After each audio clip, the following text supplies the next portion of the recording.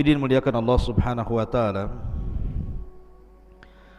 salah satu rukun iman yang wajib diimani adalah al-iman bil malaikah, beriman dengan malaikat-malaikat Allah.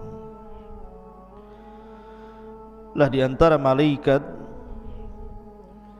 yang merupakan sayyidul malaikah, pemimpinnya para malaikat, adalah Jibril alaihi salatu wassalam. Sebagaimana di antara manusia ada pemimpin-pemimpin seperti pemimpin muhajirin siapa? Abu Bakar dan Umar. Pemimpin Ansar Sa'ad ibn Ubadah dan Sa'd ibn Rabi. Pemimpin Ahlil Bait Ja'far dan Ali radhiyallahu an. Pemimpin para nabi dan rasul Nabi kita Muhammad sallallahu alaihi wasallam. Dan pemimpin para malaikat adalah Jibril alaihi salam. Lah Jibril alaihi salatu wassalam disebutkan 3 kali dalam Al-Quran. Dan salah satu nama Jibril alaihi salatu wassalam adalah Ruhul Amin. Sebagaimana Allah mengatakan dalam surah Asy-Syu'ara, nazala bihi Ruhul Amin. Kenapa Jibril kemudian diberikan laqab atau gelar dengan Ruhul Amin, ruh yang sangat amanah? Ada yang mengatakan bahwa dikatakan Jibril dengan sebutan ruh, dan itu selalu dalam Al-Quran, seperti dalam surah Al-Qadar, tanazzalul malaikatu warruh. Kenapa selalu disebut kalimat ruh, gelar daripada Jibril, sehingga ada istilah Ruhul Kudus? Kata para ulama, summiya atau summiya ruhan li'anna nufusa tahya bihi kama tahya bil arwah. Disebut ruh karena jiwa-jiwa manusia itu akan hidup dengannya, sebagaimana badan ini hidup karena adanya ruh. Karena tugas pertama atau yang paling utama Jibril itu apa? Memberikan kehidupan kepada ruh manusia. Malaikat yang sangat dikenal berapa? 4. Dan itu para pemimpin malaikat. Pertama Jibril, yang kedua Mikail, yang ketiga Israfil, dan yang keempat Malakul Maut. Ini pemimpin-pemimpin malaikat namanya: Jibril, Mikail, Israfil, Malakul Maut. Kalau cerita tentang alam hati, maka Jibrillah malaikatnya yang menguasai alam hati. Jibrillah malaikatnya, karena Jibril itu tugasnya menurunkan wahyu, dan wahyu itu menghidupkan hati-hati setiap manusia. Kalau bercerita tentang alam dunia, maka bercerita tentang Israfil, karena Israfil lah yang menurunkan hujan sehingga hidup seluruh alam dunia ini. Karena waja'alnal ma' likulli syai'in hayyin, kami jadikan air itu segala sesuatu jadi hidup. Karena air itulah akhirnya hidup semuanya. Kita hidup, binatang hidup, tumbuh-tumbuhan hidup. Artinya kalau kita cerita tentang kehidupan dunia, maka cerita tentang Mikail. Tapi kalau cerita tentang alam ruh, berarti kita cerita tentang siapa alam ruh? Israfil, yang mencabut semua arwah ketika tiupan trompet atau sangkakala pertama. Semua ruh keluar dari jasadnya. Dan kalau cerita tentang alam kematian, maka di sana ada Malakul Maut. Jadi masing-masing ada bidangnya, ada alamnya masing-masing. Lah malaikat Jibril ini disebutkan dalam sebuah hadis Nabi SAW yang ma'ruf, antum mungkin sudah menghafal. Hadis daripada Umar ibn Khattab radhiyallahu an. Hadis Umar ibn Khattab radhiyallahu an, di mana Nabi SAW ketika itu sedang mengajar para sahabat Rasul. Tiba-tiba Umar mengatakan, bainama nahnu julusun inda Rasulillahi sallallahu alaihi wasallam dzata yaumin ittala'a alaina rajulun syadidu bayadi thiyab syadidu syawadi sya'ri la yura alaihi atharus safar wa la ya'rifuhu minna ahad hatta jalasa ila nabi sallallahu alaihi wasallam fa asnadu rukbatayhi ila rukbatayhi wa wada'a kaffaihi ala fakhidaihi. Jadi Umar bercerita, ketika ada satu pun kami mengenali orang itu. Karena begini ikhwan, kebiasaan para sahabat Nabi, kalau ada orang asing biasanya dikenalkan oleh orang. Yang kenal dia mengatakan si fulan, namanya si fulan dari Bani Fulan. Dikenalkan oleh para sahabat Rasul supaya orang kenal. Tapi orang yang datang ini tidak ada yang kenal satupun. Kalau memang dia orang jauh, pasti ada bekas safarnya yang namanya padang pasir, gurun Sahara. Di zaman Rasul di Mekah itu kan padang pasir, angin, debu di mana-mana. Baru berjalan ke padang pasir sebentar saja pakaian sudah banyak debu.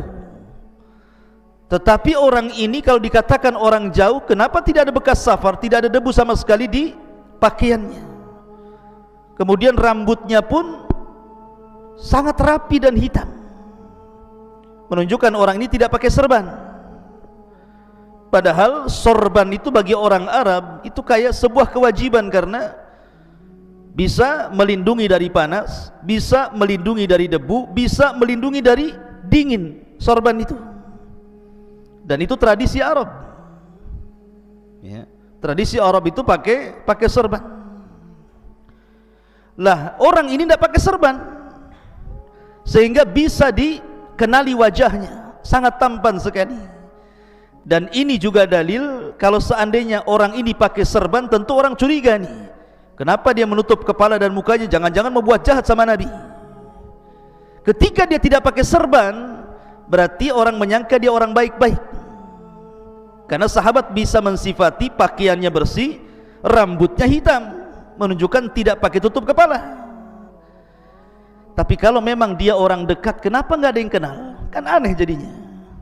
Kalau orang jauh kenapa pakaiannya rapi, kalau orang dekat kenapa nggak ada yang kenal? Yang lebih mengherankan lagi, langsung menemui Nabi SAW, fa asnada rukbatayhi ila rukbatayhi wa wada'a kaffaihi ala fakhidaihi. Lutut dia dengan lutut Nabi itu ditemukan, kemudian tangan dia diletakkan di paha Nabi seperti ini. Tiba-tiba bertanya, ya Muhammad. Penampilannya rapi seperti thalabul ilmi, tapi bahasanya kayak orang Badui. Karena biasanya kalau sahabat Rasul tidak pernah mengucapkan ya Muhammad. Yang suka mengucapkan ya Muhammad itu orang Badui. Kalau sahabat Rasul ya Rasulullah, ya Nabi Allah, itu sahabat Rasul, beradab mereka kepada Rasulullah. Tapi orang Badui itu teriak-teriak ya Muhammad. Lah bahasa orang ini menggunakan bahasa orang Badui, ya Muhammad akhbirni anil Islam, ceritakan tentang Islam.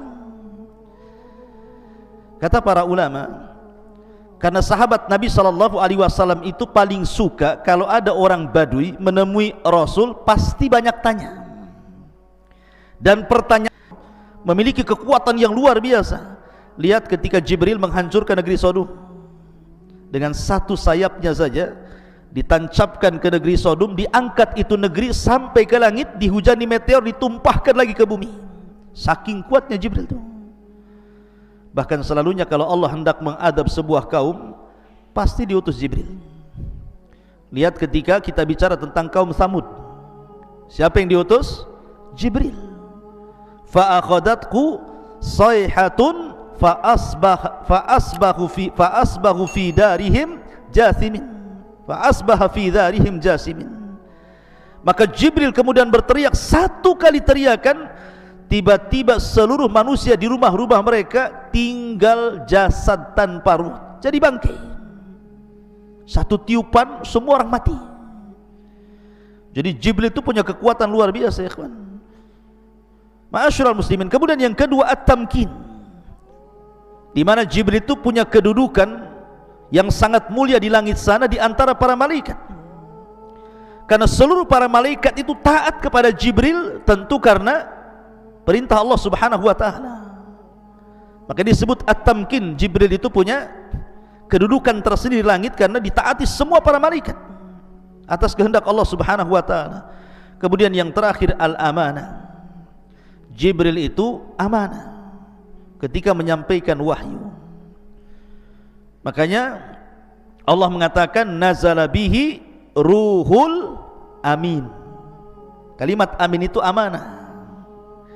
Apa sih maknanya amanah itu? Maksudnya begini, Jibril itu kan tugasnya ngasih wahyu dari Allah Subhanahu wa taala, disampaikan kepada para nabi dan rasul, yang terakhir kepada Nabi sallallahu alaihi wasallam. Ini kalau Jibril tidak amanah, dia bisa korupsi ayat. Bisa dikorupsi sendiri tuh ayat itu kan, ditambah dikurang sesuai dengan Jibril. Makanya Jibril itu orangnya amanah. Yang kedua, makna amanah itu karena tidak ada satupun syaitan yang bisa menambah dan mengurang wahyu yang disampaikan Jibril dari Allah kepada Nabi sallallahu alaihi wasallam.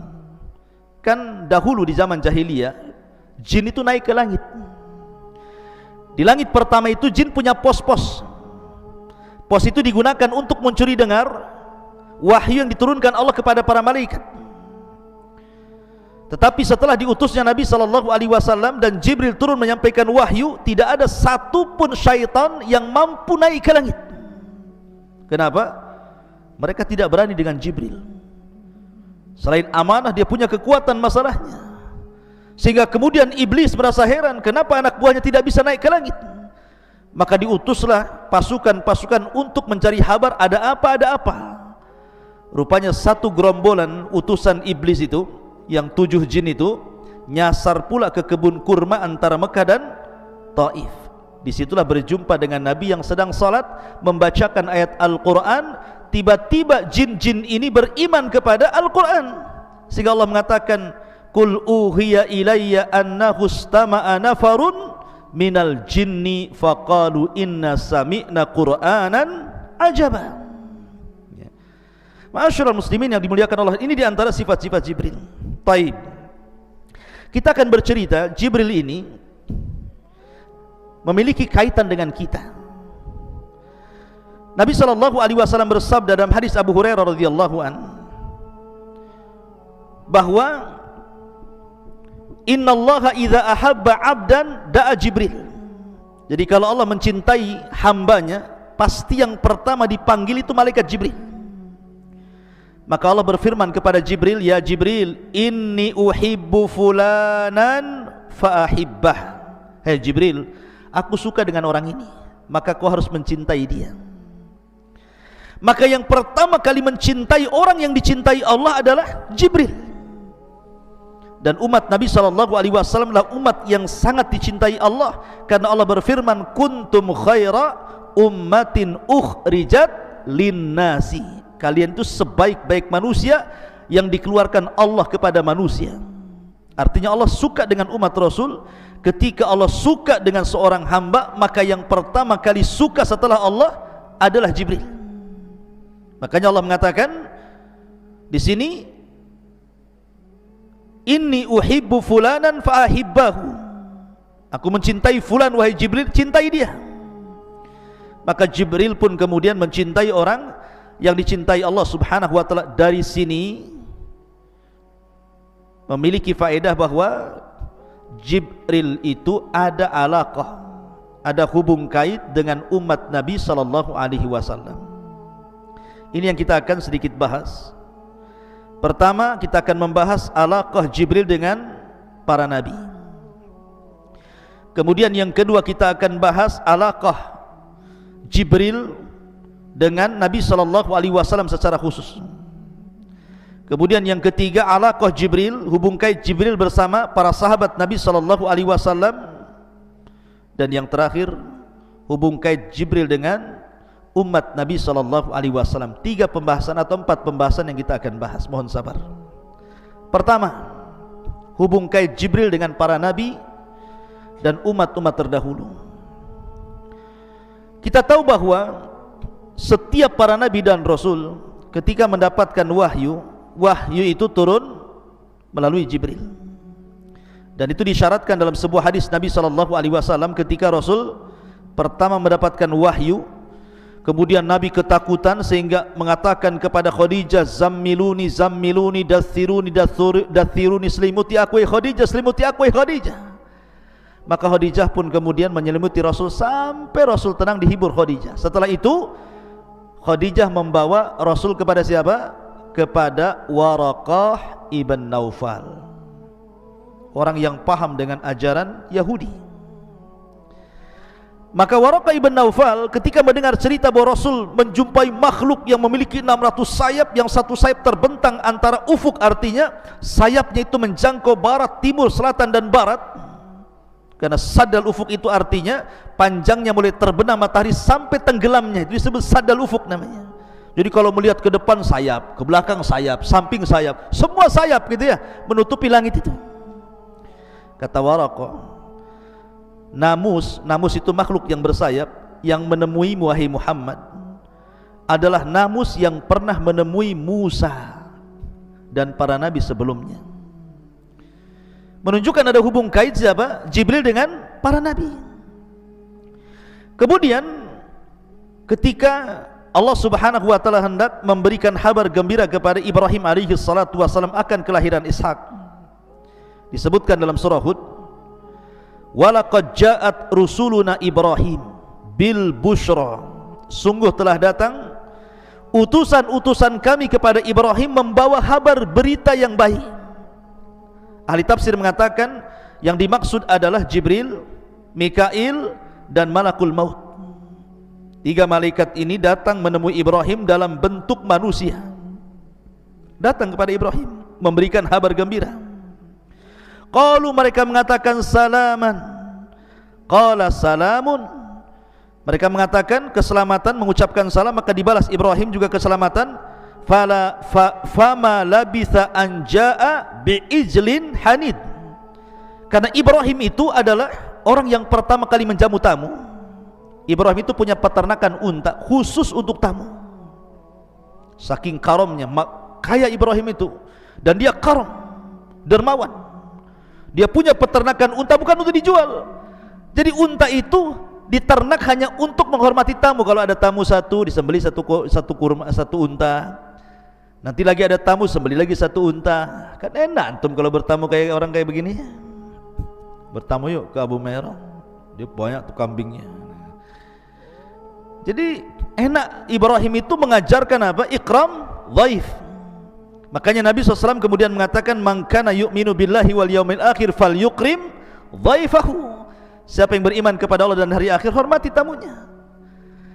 Lah setelah kemudian Ibrahim bersegera menyembelih seekor unta, memasaknya, setelah matang, sudah enak, siap santap, siap makan, dihidangkan kepada tamu-tamunya ini. Ibrahim tidak tahu kalau itu malaikat. Malaikat gak makan, gak minum, gak berak, gak macam-macam gitu ya. Kata Ibrahim, silahkan makan. Tidak dipandang makanan itu, mata mereka justru memandang wajah Ibrahim. Suruh minum, tidak dipandang minuman itu, justru pandangan mereka memandang kepada wajah Ibrahim. Ibrahim sudah tua, ketakutan, ini jangan-jangan orang jahat nih, suruh makan malah ditatap pula saya, katanya ya.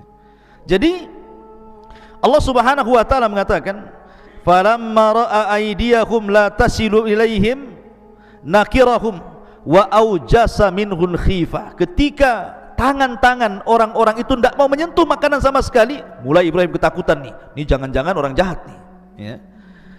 Kemudian mereka pun mengatakan, la takhaf, jangan takut wahai Ibrahim, inna arsalna ila qaumi lutin, kami diutus oleh Allah untuk menghancurkan kaum Lut.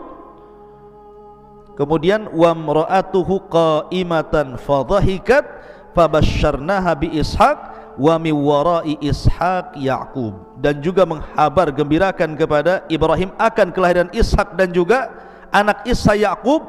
Tiba-tiba perempuan Ibrahim, istrinya Ibrahim, Sarah ini bangkit kemudian tertawa senang. Udah lama tidak punya anak, tiba-tiba datang utusan Allah menghabarkan kelahiran Ishak dan juga cucunya Yaqub. Ma'asyiral muslimin, dari sini ada hubung kait antara Ibrahim dengan para nabi. Kemudian juga kisah ketika Maryam keluar buang hajat. Fatakhadat min dunihim hijaban. Maka Maryam pun berusaha menjauhi manusia karena ingin melakukan buang hajat. Kemudian fa arsalna ilaiha ruhana. Allah mengutus kepada Maryam itu ruh kami, maksudnya Jibril. Fatamassala laha basharan sawiya. Maka Jibril pun membentuk laki-laki yang sangat tampan, kemudian menghadang Maryam. Maryam ini wanita yang menjaga kehormatan, tidak mungkin tergoda oleh laki-laki siapapun, apalagi yang bukan mahramnya.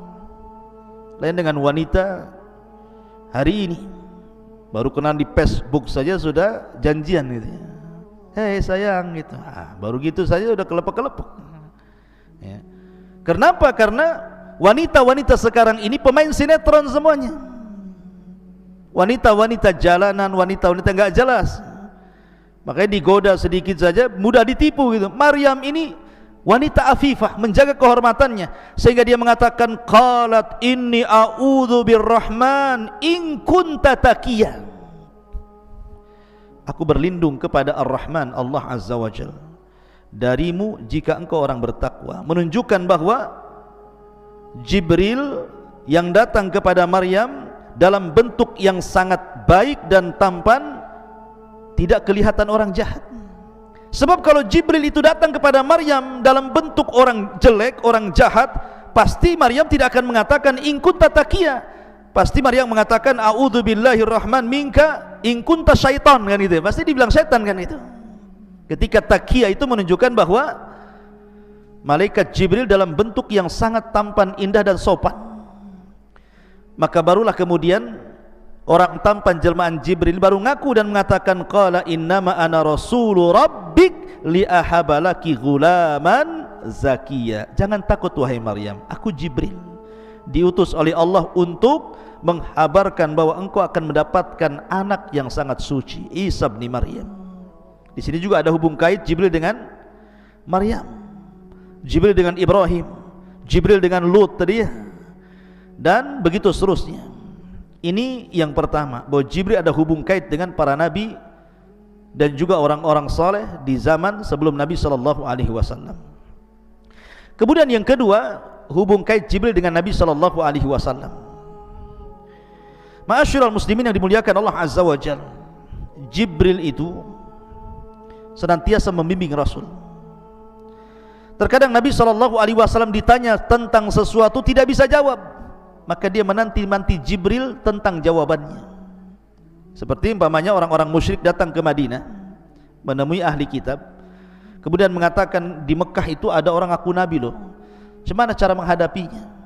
Kata orang-orang Yahudi Madinah, sini saya kasih soalan kamu, tanya kepada orang yang ngaku nabi di Mekah itu. Kalau dia sanggup menjawab, memang dia nabi. Kalau dia tidak sanggup menjawab, dustakan kenabiannya. Kata orang-orang musyrik, apa pertanyaannya? Satu, tanyakan tentang seorang laki-laki yang keliling dunia selama 500 tahun berdakwah kepada tauhid, bagaimana kabarnya? Yang kedua, tentang anak-anak muda yang terjerembab dalam gua yang sangat menakjubkan kisahnya, bagaimana ceritanya? Kemudian yang ketiga, tanya tentang ruh, apa itu ruh? Oh, orang-orang musyrik senang. Oh, ini bisa jadi bahan olok-olokan kepada Rasul, karena yakin tak mungkin dia dapat jawaban, dan mereka sudah dapat kunci jawabannya. Sesampainya di Mekah, orang-orang Quraisy mengatakan, ya Muhammad, saya ingin bertanya kepadamu 3 soalan. Kalau kau bisa menjawab, kau seorang nabi, kami beriman. Kalau kau tidak bisa menjawab, kau ini nabi KW ya, nabi enggak jelas, kami dustakan kenabianmu. Kata Nabi SAW, baik saya akan jawab, baik saya akan jawab godan besok Rasul lupa mengucapkan insya Allah. Dengan sebab lupa mengucapkan insya Allah, lewat hari pertama Jibril tak turun, lewat hari kedua Jibril tak turun, 1 minggu Jibril pun tak turun, 2 minggu Jibril tak turun, 3 minggu tak turun juga, hampir 1 bulan Nabi sudah sesak dadanya. Sebab kalau tidak ada jawaban, pasti mereka akan mendustakan dia. Dan itu menunjukkan bahwa Rasul tidak pandai-pandai menjawab. Memang dia tidak punya pengetahuan tentang soalan itu. Dia tetap menunggu Jibril turun. Akhirnya Jibril turun setelah 1 bulan, kemudian menurunkan surah Al-Kahfi, menjelaskan tentang adapun soalan yang pertama dialah Raja Dzulqarnain. Dijelaskan dalam surah Al-Kahfi sejarah Dzulqarnain. Adapun tentang anak-anak muda yang terjerembab dalam gua, itulah Ashabul Kahfi. Adapun ruh, katakan ya Muhammad, yas'alunaka anil ruh qulir ruhu min amri rabbi. Jadi Jibril datang kepada Rasul dalam rangka apa? Membimbing Rasulullah. Makanya kenapa ketika Nabi SAW masih kecil, disusui siapa? Halimah Sa'diyah di Bani Sa'diyah, kan gitu ya.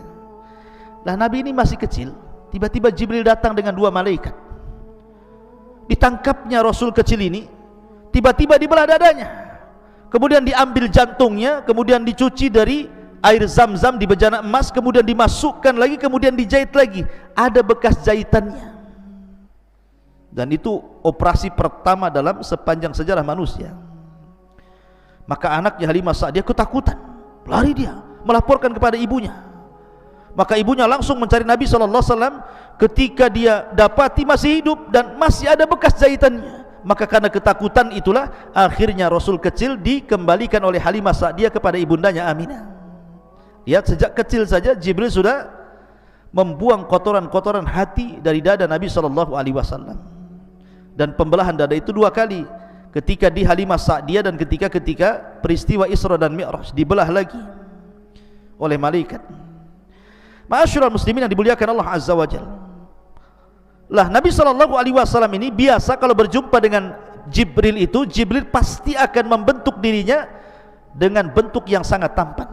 Tidak pernah membentuk dengan orang yang sangat menakutkan. Makanya biasa yang dipilih Jibril ketika berjumpa dengan Rasul, pasti dia akan tasyakul, beralih rupa seperti sahabat namanya Dihyatul Kalbi. Jadi ada seorang sahabat namanya Dihyatul Kalbi, orangnya tampan sekali, sangat tampan. Jadi Jibril kalau menemui Rasul pasti menyerupai Dihya. Sampai suatu hari Nabi sedang berbincang-bincang dengan Dihya. Kemudian Aisyah radhiyallahu anha melihat dari kejauhan. Heran Aisyah, kenapa kok lama kali Rasul berbincang dengan Dihya, dan selalu. Sehingga setelah kemudian Rasul berdialog dengan Dihya, Aisyah radhiyallahu anha bertanya, "Ya Rasul, inni ra'aituka waqifan amama Dihya." Aku melihat kau ini berada di depan Dihyatul Kalbi kemudian berbicara. Kata Nabi SAW, "Ya Aisyah, itu bukan Dihya, itu Jibril." Kata Rasul SAW, "Itu Jibril." Kata Rasul, "Kau melihatnya?" Kata Aisyah, "Iya, saya melihatnya dengan kedua mata saya." Ingat, tidak ada wanita di zaman Rasul yang pernah melihat malaikat dalam bentuk alih rupa menjadi manusia kecuali Aisyah. Tapi kalau laki-laki banyak, dalam hadis Umar tadi kan lagi kumpul-kumpul laki-laki kan, tiba-tiba datang Jibril bertanya Islam, iman, ihsan. Laki-laki banyak yang melihat, tapi perempuan tidak ada yang melihat malaikat yang berbentuk manusia kecuali Aisyah.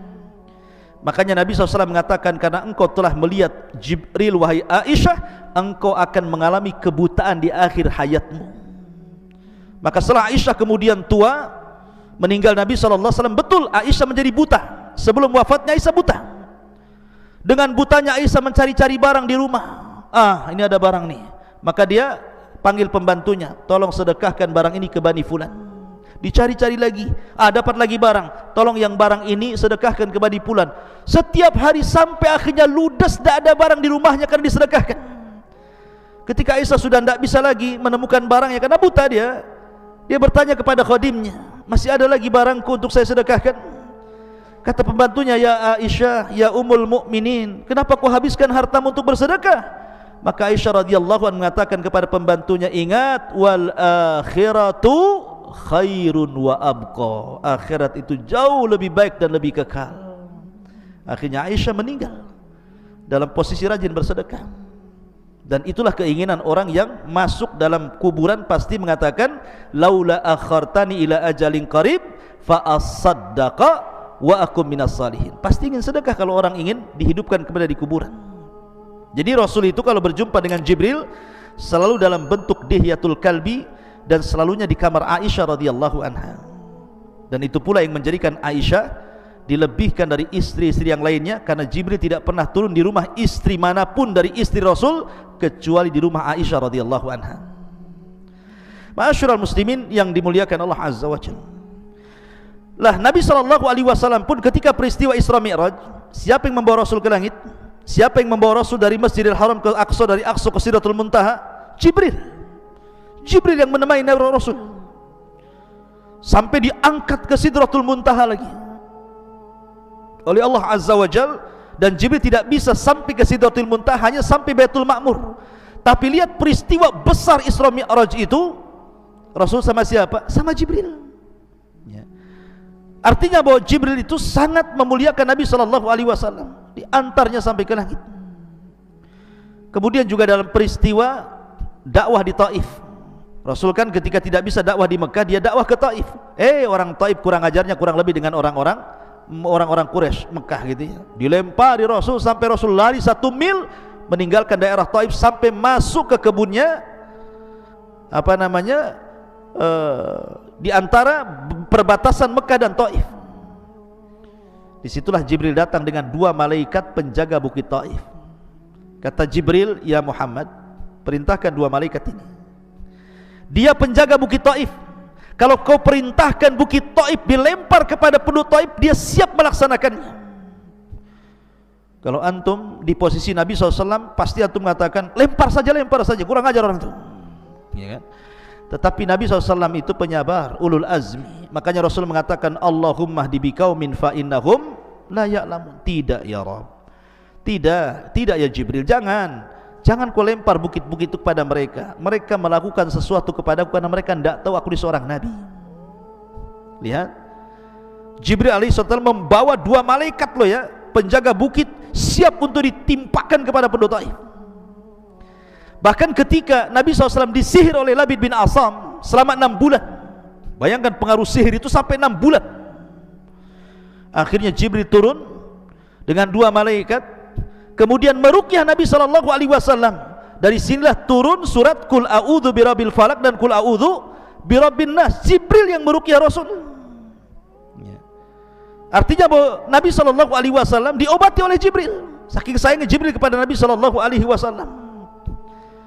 Bahkan Jibril juga senantiasa menolong Nabi SAW dalam kondisi Nabi SAW butuh pertolongan dalam perang Badar.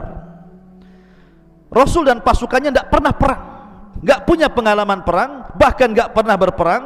Bahkan pasukannya juga sedikit, sementara pasukan musuh banyak, 314 melawan 1000 dengan peralatan yang tidak lengkap. Tentu manusiawi Nabi SAW takut kalah.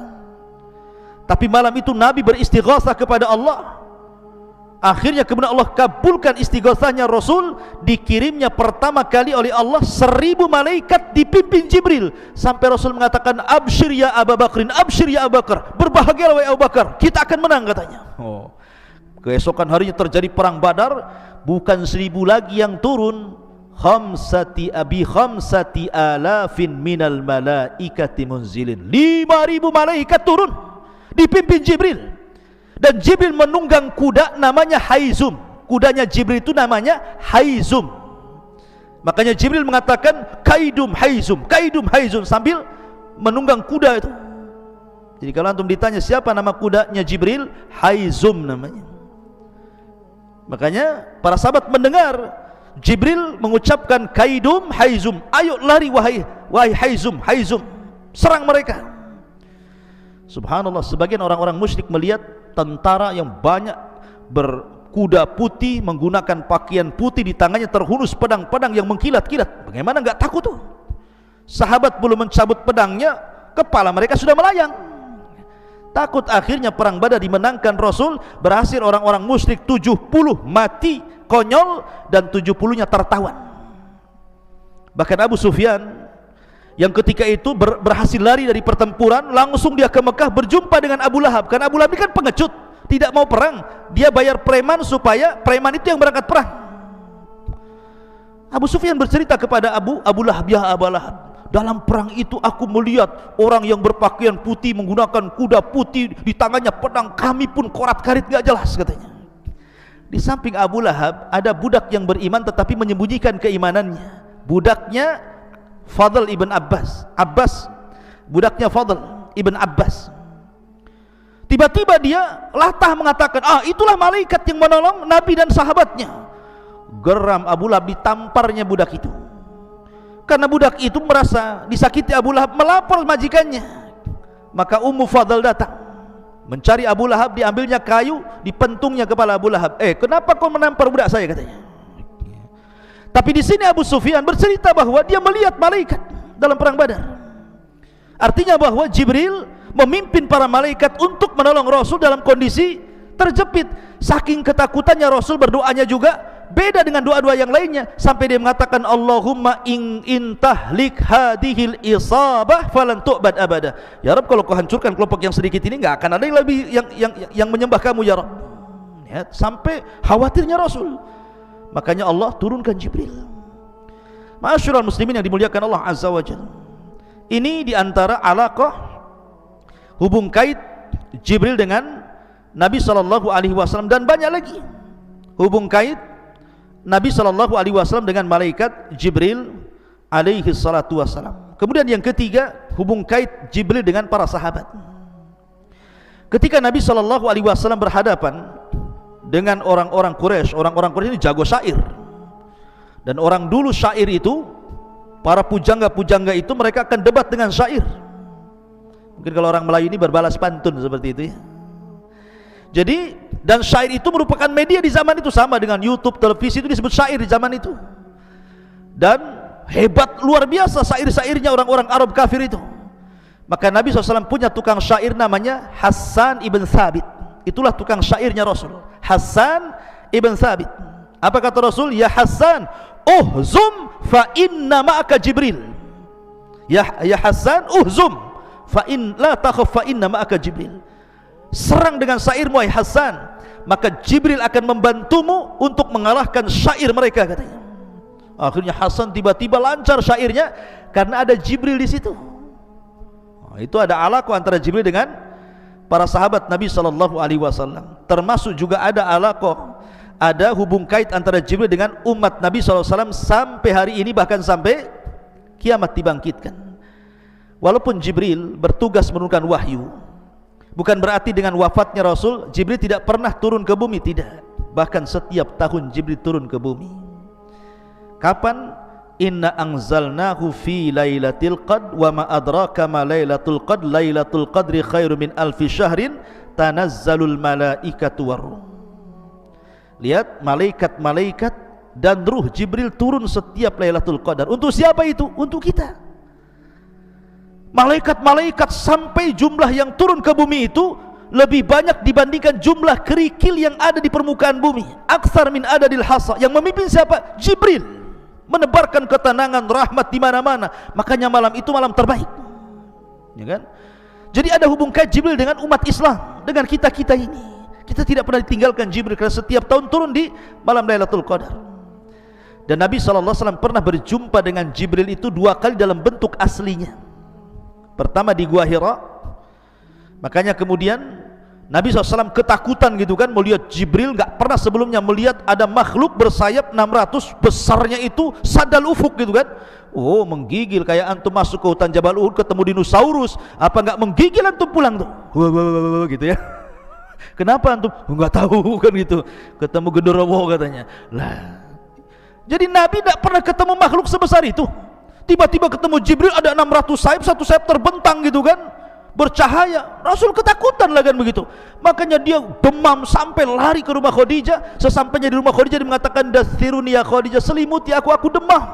Oh gitu ya. Jadi Nabi pernah melihat Jibril 1 kali di bumi, kemudian melihat Jibril 1 kali di langit. Ketika peristiwa Isra Mi'raj sampai di Baitul Ma'mur, Jibril berubah bentuk. Makanya Allah mengatakan laqad ra'ahu nazlatan ukhra inda sidratil muntaha indaha jannatul ma'wa. Nabi melihat Jibril kedua kalinya. Di mana? Di langit. Ya, ketika peristiwa Isra dan Mi'raj. Dan ini luar biasa, makanya kenapa? Karena Rasul pernah melihat Jibril, Rasul bisa mensifati Jibril seperti apa? Karena pernah melihat. Ya. Ma'asyiral muslimin yang dimuliakan Allah Azza wa Jalla. Kemudian Jibril juga ikhwan, selain ditugaskan untuk menurunkan wahyu, dan ketika Allah berfirman, yang pertama kali mendengar wahyu siapa? Jibril. Jadi kalau Allah berfirman kepada malaikat, kepada Jibril itu, semua malaikat yang di langit pingsan. Dalam hadis yang ma'ruf, apabila Allah hendak mewahyukan sesuatu, maka suara Allah itu seperti suara gemerincing rantai yang dipukul-pukul di atas batu, membuat semua malaikat pingsan satu langit. Ketika semua malaikat pingsan, yang pertama siuman siapa? Jibril.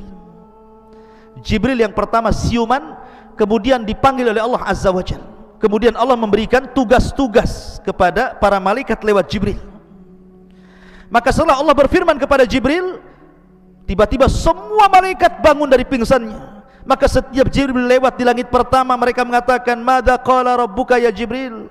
Apa yang dikatakan Rabb wahai Jibril? Kemudian turun ke langit ke-6, ke-5, ke-4, ke-3, semua malaikat yang di lapisan-lapisan langit itu mengatakan, "Madza qala rabbukum?"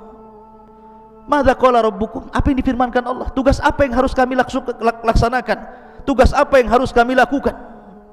Maka Jibril mengatakan, qala al-haq, kebenaran, kebenaran. Kamu tugasnya ini, kamu tugasnya itu, kamu tugasnya ini, kamu tugasnya itu. Jadi dia yang membagi tugas dari Allah Subhanahu wa taala. Inilah perkataan Jibril apabila sedang kemudian menyampaikan wahyu kepada para malaikat. Nah, ini jin-jin ini yang berada di langit pertama, di tempat maqaidus sam'i, pos-pos pencuri dengar itu, kalau dia mendengar satu kalimat dari Jibril yang disampaikan kepada para malaikat di lapisan langit-langit itu, langsung diambil, kemudian disampaikan ke jin yang di bawahnya, jin yang di bawahnya, jin yang di bawahnya. Karena jin kalau naik ke maqaidus sam itu seperti orang panjat pinang. Jadi begini, sampai ke langit. Jadi yang dari sana kalau dapat kalimat, disampaikan ke jin yang di bawahnya, ke bawahnya, ke bawahnya, ke bawahnya, ke bawahnya, sampai ke yang di bumi. Yang di bumi ini sudah banyak macam-macam dustanya. Jadi kalau satu kalimat, kemudian jin yang berantai sampai ke langit itu 1000, maka yang benar satu, yang dusta 999 kalimat. Bayangkan coba. Jadi kalau seandainya ini jinnya 1000 jin, berarti yang benar itu satu kalimat, yang 999 kalimat itu dusta. Lah, dari sini jin yang di bumi mulai berbisnis dengan dukun. Akhirnya habar itu dibeli sama dukun. Kemudian dukun dijual ke pasien. Maka di sini namanya silsilah dusta, ikhwan. Bagaimana mungkin dari 1000 kalimat satu yang benar, 999 dusta? Makanya dukun itu pendusta, dia hanya menjual kabar dusta. Jadi dukun itu dikibuli jin, sementara orang yang datang ke dukun dikibuli dukun. Makanya silsilah kibul mengibul namanya. Paham antum? Itu silsilah kibul namanya. Ya. Kenapa kemudian percaya pula sama dukun? Ya, masyarul muslimin. Jadi tugasnya itu seperti itu Jibril. Tapi ada tugas lain. Contohnya umpamanya, kalau ada orang yang akan dilahirkan, diciptakan Allah, orang ini orang mulia, maka yang meniupkan ruh bukan malaikat ruh. Bukan seperti hadis Nabi SAW dari yang antum baca dalam kitab Arba'in Nawawi. Ada hadis tentang penciptaan manusia, 40 hari segumpal mani, 40 hari segumpal darah, 40 hari segumpal daging, 4 bulan, kemudian ditiupkan roh oleh malaikat, roh dicatat rizkinya, dicatat amalnya, dicatat macam-macamnya gitu ya. Itu ada tugas sendiri malaikat yang memasukkan roh. Tapi kalau yang dilahirkan ini orang mulia, itu Jibril yang turun tangan. Contohnya tadi ketika Maryam hendak diberikan, dianugerahi Isa, yang memasukkan ruh kepada Isa bukan malaikat yang suka memasukkan ruh, tidak. Jibril turun langsung membawa ruhnya Isa, ditiupkan di jaibnya, kemudian masuk ke rahimnya, jadiin Isa. Jibril ya. Dan Jibril itu yang gembirakan kepada siapapun yang akan punya anak mulia, seperti menghabar gembirakan kepada Ibrahim akan kelahiran Ishak, gitu kan. Kemudian menghabar gembirakan kepada siapa lagi? Zakaria akan kelahiran Yahya, gitu ya. Jadi tugasnya Jibril itu ada tugas lain, memasukkan ruh orang-orang mulia, menghabar gembirakan akan kelahiran orang-orang mulia. Itu juga bagian daripada tugas Jibril. Karena ini orang mulia tidak sembarang diutus, Jibril langsung gitu yang diutus. Ma'asyiral muslimin yang dimuliakan Allah, ini kita cerita Jibril di dunia. Bagaimana Jibril yaumul qiyamah, di akhirat, bagaimana kisahnya? Ma'asyiral muslimin, kemarin kita ketika menjelaskan tentang masalah sangkakala, ketika Allah Subhanahu wa taala berfirman, wa nufikha fis suri fasa'iqa man fis samawati wa man fil ardi illa man sya'allah. Ketika tiupan Israfil itu ditiupkan, maka semua makhluk yang di langit dan di bumi semua mati, kecuali yang dikecualikan Allah. Jibril, Mikail, Israfil, malakul maut tidak mati karena tiupan Israfil. Sehingga malaikat maut dipanggil oleh Allah, man baki, siapa lagi yang tersisa wahai malakul maut? Kata malaikat maut, Jibril, Mikail dan Israfil. Kata Allah, cabut nyawa mereka. Maka satu-satu dicabut. Allah mengatakan, waman baki, siapa lagi yang tersisa? Kata malakul maut, ana abdukal fakir, saya hambamu yang fakir yang tersisa ya Rabb. Maka Allah mengatakan, matilah kamu. Akhirnya dia pun mati dan tidak ada yang hidup lagi. Itulah Jibril, dia tidak mati karena tiupan, karena Jibril punya kekuatan. Malaikat itu punya kekuatan. Bahkan ada satu malaikat yang bisa mengalahkan semua jin, semua malaikat dan semua manusia. Malaikat apa? Malaikat maut. Tidak bisa dikalahkan. Dia mencabut nyawa orang semua, mencabut nyawa jin-jin, mencabut nyawa malaikat. Dia juga malaikat maut itu ya. Karena dia yang ditugaskan Allah untuk alam arwah, alam kematian. Wallahu a'lam. Ikhwatu fiddin, muliakan Allah azza wajalla. Banyak kisah-kisah Jibril, dan nanti kita akan rangkum pada pertemuan berikutnya tentang alamul malaikah.